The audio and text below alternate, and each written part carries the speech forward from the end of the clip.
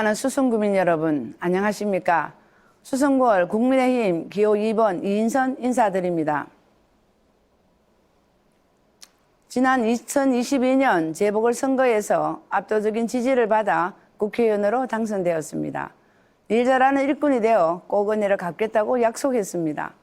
그 약속을 지키기 위하여 수성구민 1호 영업사원의 자세로 1년 10개월 동안 서울과 대구를 KTX로 300번 넘게 오고 가면서 열심히 의정활동을 했습니다.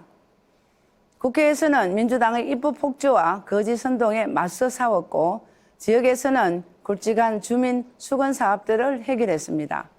존경하는 수성구민 여러분, 지금 대구는 수도권과 지방 간의 격차, 저출산과 고령화, 그리고 지역 청년의 지역 이탈로 위기를 맞고 있습니다. 저 이인선이 재선으로 당선된다면 대구와 수성구에 새로운 활력을 불어넣고 경쟁력을 높이겠습니다. 사랑하는 수성구민 여러분, 저는 유리천장을 스스로 깨고자 다짐하고 독하게 살아오면서 단 한 번도 대구 경북 지역을 떠나지 않고 내 고향을 지켰습니다. 정치에 입문했어도 선당 후사와 의리 그리고 도전의 자세로 수성구월 주민분들 곁을 떠나지 않고 지켰습니다. 그동안 경상북도 경제부지사와 대구경북과학기술원장, 대구경북경제자유구역 청장 등 산학년에서 쌓은 전문성과 경험들을 토대로 지역 발전을 위한 수성구 동반성장 프로젝트를 제시하고자 합니다. 첫째, 지역 주민들이 가장 원하는 지산건물지구의 재개발, 재건축 사업입니다. 제가 국회에 들어와서 보니까 1기 신도시의 재개발, 재건축 논의가 한창 진행되고 있었습니다. 안타깝게도 지역 주민들의 수건 사업인 지산건물지구는 계획도시로 조성된 지 30년이 넘었지만 각각의 면적이 100만 제곱미터가 되지 않아 노후계획도시 정비특별법 적용이 어려웠습니다. 저는 원희룡 전 교통부 장관을 직접 만나 설득한 끝에 지산건물지구를 하나로 묶어서 노후계획도시 정비특별법 적용을 받도록 하였습니다. 앞으로가 더욱 중요합니다. 사업을 추진한 제가 계속 이어가야 재개발, 재건축 사업을 중단 없이 신속하게 진행할 수 있습니다. 앞으로 지산건물지구를 쾌적하고 살기 좋은 100년 도시로 만들기 위한 정비계획을 면밀히 준비하고 도시기반 시설을 확충해 나가겠습니다. 둘째, 대구 시민들이 가꾸고 이용해온 수승못을 농어촌 공사로부터 오롯이 시민들의 품으로 돌려드리겠습니다. 이를 위한 첫 단추로 수승못 소유권 무상 양려 법안을 발의했으며 관계부처 기관들과 협의 중에 있습니다. 수승못 월드클래스 수상 공연장과 드랑길을 연결하는 스카이브리지 사업을 위한 국비를 이미 확보했습니다.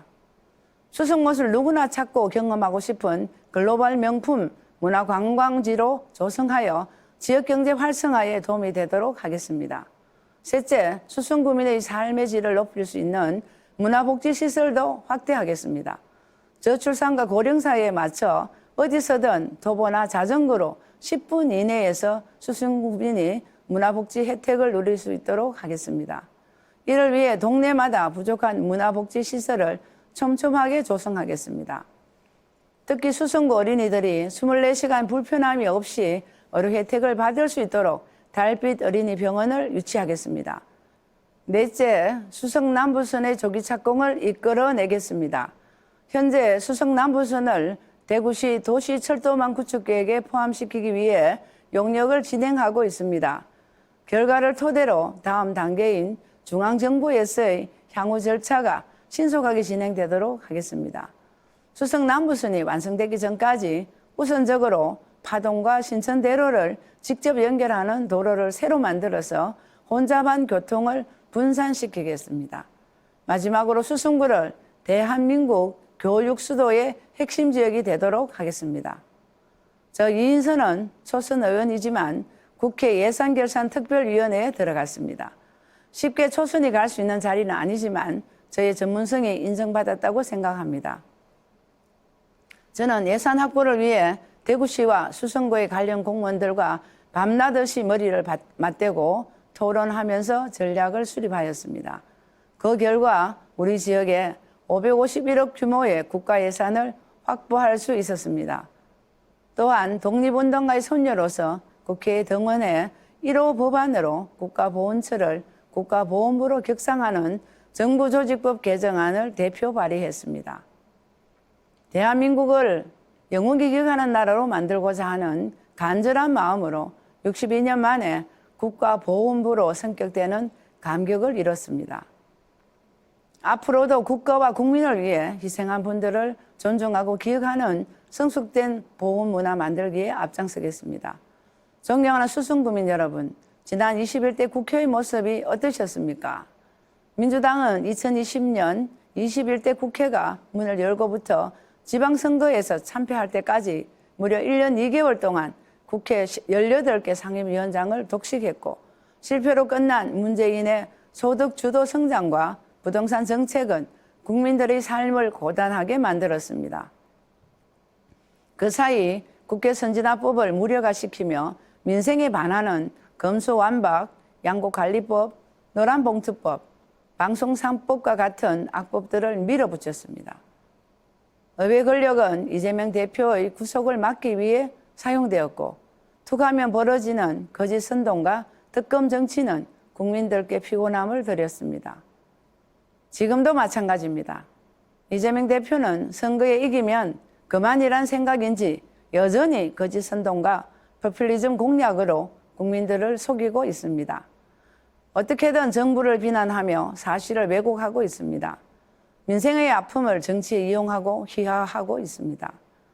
야합으로 탄생한 연동형 비례제는 국민들께 혼란함을 주고 온갖 범죄자, 반국가 세력의 국회 입성을 돕고 있습니다.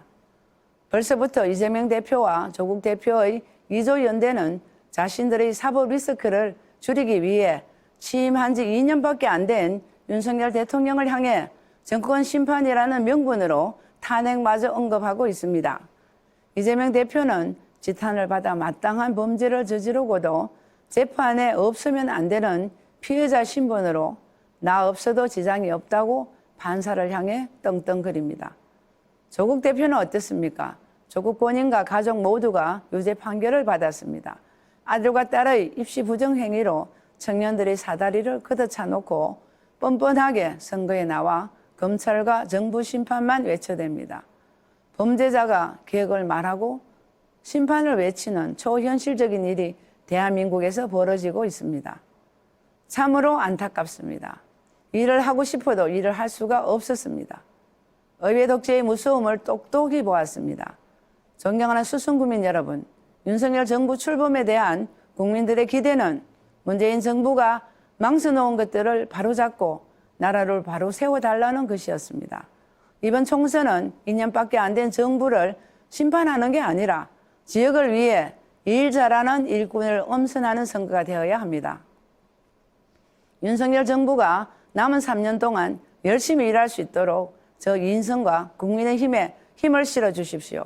4월 10일 이웃들과 함께 꼭 투표장으로 나오셔서 여러분의 소중한 한 표를 행사해 주십시오.